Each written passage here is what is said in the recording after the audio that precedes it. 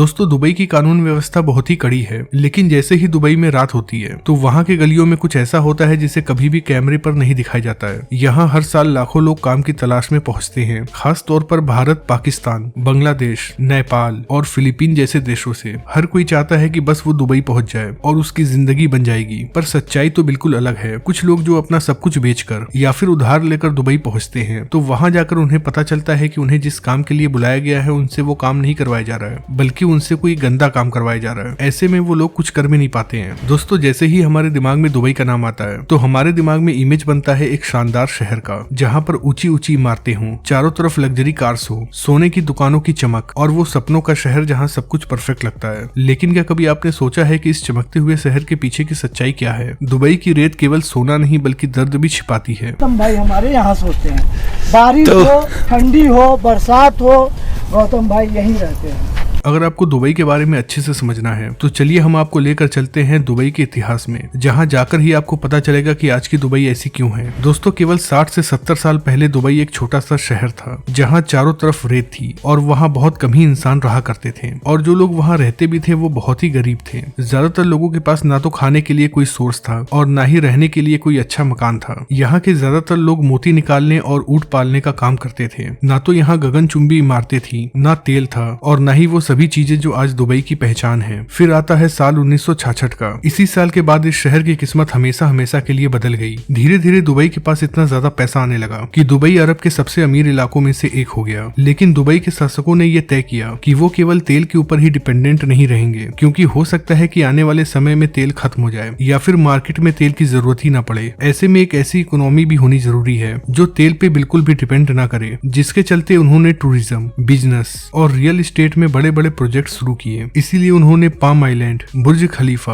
और Dubai mall जैसे सपनों के शहर बसाने लगे, जिन्हें देखने और इस्तेमाल करने के लिए पूरी दुनिया से लोग आते हैं। दुबई को एक ऐसा ब्रांड बना दिया गया है जहां पर पूरे दुनिया के रिच लोग आते हैं और अपनी कमाई उड़ाकर चले जाते हैं। इस शहर के बारे में कहा जाता है कि यहाँ सब कुछ मिलता है। सब कुछ मतलब सब कुछ। आज भले ही दुबई ऐसा दिख रहा हो, लेकिन इस दुबई को ऐसा बनाने के पीछे लगी है बहुत ज्यादा मेहनत उन मजदूरों की जिन्होंने अपनी पूरी जिंदगी लगा दी दुबई को दुबई बनाने में। लेकिन आज इन मजदूरों की हालत क्या है, जरा आप एक झलक देख लीजिए। विश्वकर्मा बोल रहा हूँ, सऊदी अरब से। खाने होने के लिए, पगार के लिए भी बहुत तकलीफ है साहब, हमको किसी तरह मंगा लीजिए। मत रहो यार, अरे सऊदीया बहुत आने का ख्वाब देखता है तुम लोग। जब देखो सब मुसलमान तो खाली सऊदीया आता है।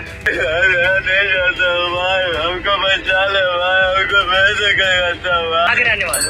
हम कलकत्ता के रहने वाले भाई। कलकत्ता के रहने वाले। दुबई के बारे में ये चीज कभी नहीं बताई जाती है, क्योंकि दुबई का जब भी इमेज हमारे दिमाग में डाला जाता है तो हमें गगनचुंबी इमारतें दिखाई जाती हैं, पर उन इमारतों में काम करने वाले और उन इमारतों को बनाने के लिए दिन रात एक करने वाले मजदूरों के बारे में कभी नहीं बताया जाता है। आपने बुर्ज खलीफा की फोटोज तो देखी होगी, ये बेहद ही खूबसूरत इमारत है, लेकिन शायद आपको पता नहीं होगा कि इसे बनाने के लिए मजदूरों को 50 डिग्री सेल्सियस में काम करना पड़ा। बुर्ज खलीफा को बनाने के लिए जिन्होंने सबसे ज्यादा काम किया वो थे भारतीय। इन लोगों से पूरे दिन काम करवाया जाता था और कभी कभी तो ओवर टाइम भी दिया जाता था। इतना काम करने के बाद भी इन्हें 800 से 1000 दरहम ही मिलते थे, यानी कि तकरीबन 20,000 रुपए महीना। अब आपके दिमाग में आता होगा कि इतनी कम सैलरी में ये लोग इतने मेहनत वाला काम क्यों करते थे। तो इसके पीछे की वजह ये है कि एक तो ये लोग बहुत गरीब थे और बहुत मुश्किल से इतना पैसा इकट्ठा कर पाए थे कि ये एक बार दुबई आ सके। कई सारे लोग तो कर्ज लेकर आते हैं जिन्हें अदा करना बहुत जरूरी होता है। ऐसे में यहाँ पर आने वाले बहुत कम ही लोगों के पास ये चारा होता है कि वो काम को छोड़कर वापस अपने देश चला जाए। इसके अलावा इनके पासपोर्ट को भी जब्त कर लिया जाता है ताकि वो दुबई छोड़कर भाग ना सके। यहाँ के कमरे इतने छोटे होते हैं कि एक कमरे में 8 से 10 लोग सोते हैं। इन लोगों की कोई प्राइवेसी नहीं होती है। इन्हीं लोगों के खून पसीने से बनती है दुबई की चमक। एक रिपोर्ट के मुताबिक हर साल दुबई में सैकड़ों मजदूर काम के दौरान मर जाते हैं। उनके नाम कभी भी हाईलाइट नहीं किए जाते हैं, क्योंकि वहाँ की सरकार नहीं चाहती है कि दुनिया को इस बारे में कभी भी पता चले। दुबई के शाही परिवारों के पास इतनी दौलत है कि उसका हिसाब लगाना भी मुश्किल है। यहाँ का मीडिया पूरी तरीके से कंट्रोल में है। यहाँ की कोई भी निगेटिव खबर कभी भी बाहर नहीं आने दी जाती है। हमेशा दुबई को ऐसे ही दिखाया जाता है कि दुबई एक परफेक्ट सिटी है। ऐसे तो यूएई एक इस्लामिक देश है जहाँ पर इस्लामिक कानून है, लेकिन जैसे ही यहाँ रात होती है तो यहाँ की गलियों में वो सब कुछ होता है जिसके बारे में कोई कल्पना भी नहीं कर सकता है। कई रिपोर्ट्स के मुताबिक दुबई में देह व्यापार का और वुमेन ट्रैफिकिंग का एक नेटवर्क चलता है। इनमें खास तौर पर यूरोप, साउथ एशिया और अफ्रीका की महिलाएं होती हैं। इन महिलाओं को मॉडलिंग के नाम पर दुबई लाया जाता है, पर असल में उन्हें देह व्यापार के धंधे में ढकेल दिया जाता है, वो भी उस शहर में जो दुनिया को बताता है कि वो सबसे आधुनिक शहर है। है और उसके यहाँ कानून व्यवस्था बहुत सख्त है। इन महिलाओं के पास कोई कानूनी रास्ता नहीं होता है। अगर थक हार कर ये पुलिस के पास जाती हैं, तो पुलिस इन्हें डांटती है और कई बार तो पुलिस उल्टा इन्हें ही जेल में डाल देती है। भले ही दुबई का कानून सख्त है, पर दुबई का कानून दो हिस्सों में बटा हुआ है। दुबई का अमीरों के लिए कानून अलग है और वहाँ काम करने वाले गरीब तबकों के लिए अलग कानून है। अगर कोई अमीर शख्स वहाँ का कानून तोड़ता है तो सब कुछ मैनेज हो जाता है, लेकिन अगर किसी गरीब ने कोई गलती कर दी तो उसे या तो जेल में डाल दिया जाता है या फिर उसे उसके देश रिपोर्ट कर दिया जाता है। दुबई की जो लग्जरी लाइफ हमें दिखाई जाती है वो दुबई का केवल 10% है, बाकी 90% है वो दुबई जिसके बारे में दुनिया को बताया ही नहीं जाता है। यहाँ काम करने वाले इंसान मशीन बन चुके हैं, जहाँ पसीना ही करेंसी है और जहाँ हर चेहरे के पीछे एक मजबूरी छिपी है। हर साल तकरीबन 20 लाख से भी ज्यादा भारतीय मजदूर दुबई काम करने के लिए जाते हैं। उनमें से ज्यादातर परिवार के लोग ये समझते हैं कि उनका बेटा विदेश चला गया है तो वहाँ पर वो राजा की जिंदगी जी रहा होगा, पर सच्चाई तो ये है कि दुबई में काम करने वाले कई सारे ऐसे मजदूर भी हैं जिनके ऊपर बहुत ज्यादा जुल्म होता है। उनकी जिंदगी बद से बदतर है और कई बार तो उन्हें अच्छे काम के लिए बुलाया जाता है, लेकिन उन्हें बकरी चराने के काम में लगा दिया जाता है, जहाँ वो पूरे दिन तपती धूप में रहते हैं